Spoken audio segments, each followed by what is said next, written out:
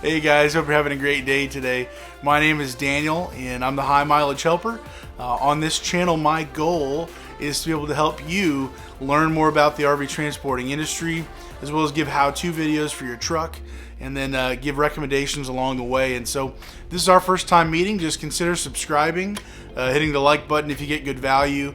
And in today's video, we're going to be talking about how you can better navigate through breakdowns, whether on the side of the road or no matter where you're at, and how to deal with that problem. And we'll get right into the video coming up.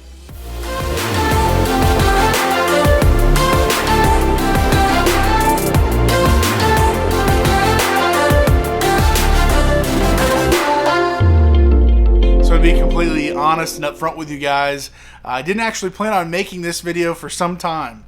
I had this written down for way in the future. And I actually had things kind of happen to me where I had a breakdown, and I just figured because it's so fresh for me that hopefully maybe I can be a better help to you. And it really got me thinking about what I go through, what I think, how I do a process of figuring out what to do next instead of letting my emotions just kind of consume me. Oftentimes when we hear something that we shouldn't have heard, or we're not hearing what we should be hearing out of our trucks, you know, it's kind of it's a scary thing. And so many times that can be that can trigger a lot of emotions. And so rather than being controlled by those, I really want to make this video to help you think clearly through the process so that you can be better equipped when you're out on the road, and hopefully not, but when something might happen where you have to, okay, here we go, I've got to figure this out right now. So number one, of course, is just examining the situation. First of all, are you out of danger? Are you safe? Are you in a safe place? Were you able to make it to a parking lot? Were you able to get off somewhere far away from the road where you are no longer in danger? Nobody's going to hit you. You're not going to cause another accident because somebody came along and, you know, clipped your car, clipped the trailer, whatever is going on. Are you in a safe place? Are you out of danger? That's the number one thing. At least you, but hopefully as well your truck and the trailer, if you have one, loaded at that moment. And then asking, what just happened? What did you hear before you were on the side of the road? What things are you seeing? Were you smelling anything? Black smoke coming out of the tailpipe? Is the truck shaking back and forth? Did your injectors just give out? Are you seeing codes on your transmission? Really being able to examine what just actually happened. Because sometimes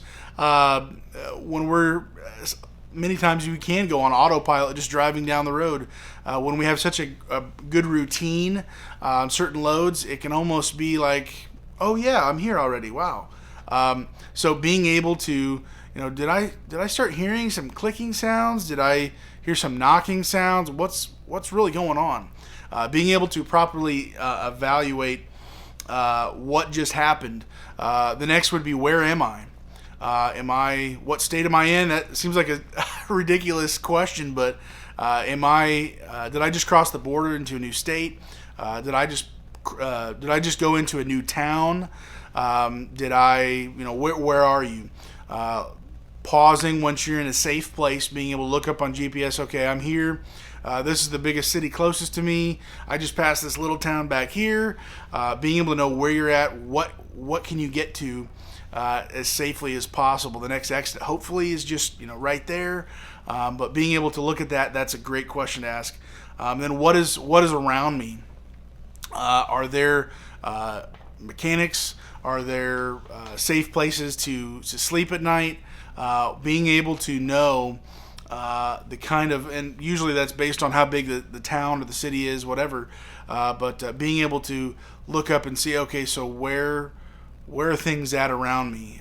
Getting a good grasp on that, looking up on your Google map, checking those things out. That's the first thing you want to do after you make sure you're in a safe place.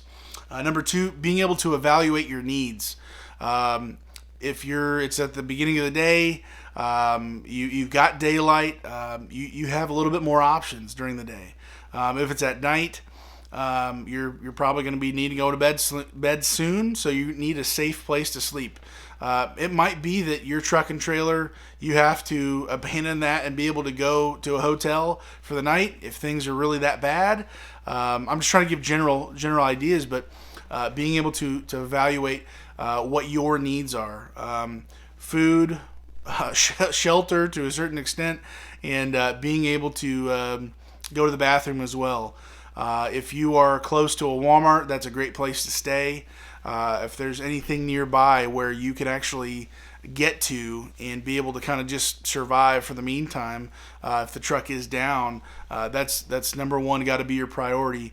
Knowing what your short-term needs are, your immediate, you need food, you need some water, you need a bathroom, you need to be able to stay warm, stay cool, depending on the situation. What will you need? What will you need later? So based upon if you do have a good idea of what just happened, if your turbo just blew, if your injectors went, whatever it may be, if tire blew, being able to know, okay, so I'm going to need a new tire, I'm going to need a new transfer case, I'm going to need, fill in the blank.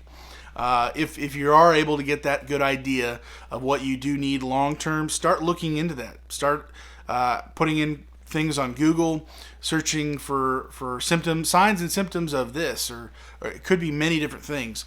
Being able to evaluate what you think you're going to need, finding out the prices, looking up the mechanics nearby. Those kind of things are really what is going to start setting the pace for how you're going to get out of this situation. Next is going to be coordinating a plan. So you're in a safe place. You've gotten to a place where you have food, water, bathroom, and warmth, or AC, something to keep you alive depending on the time of the year, and you're out of danger, and hopefully you have a decent idea of what actually just happened to your vehicle, to your truck, and next being able to figure out, okay, where do I go from here? This is really where, in the past for me, that was really it's a crippling thing. Well, what am I going to do? How am I going to do it? Who's going to do the work? How am I going to afford this? What's going to happen? That's really a serious thing to consider. And before just going off the deep end with emotions and making rash decisions, stop, think through what's really going on. Let's take this in bite-sized chunks. Let's not get taken away. So, first thing, you're out of danger. That's the first thing to coordinate a plan. Get to safety if that's the first thing you need to be doing.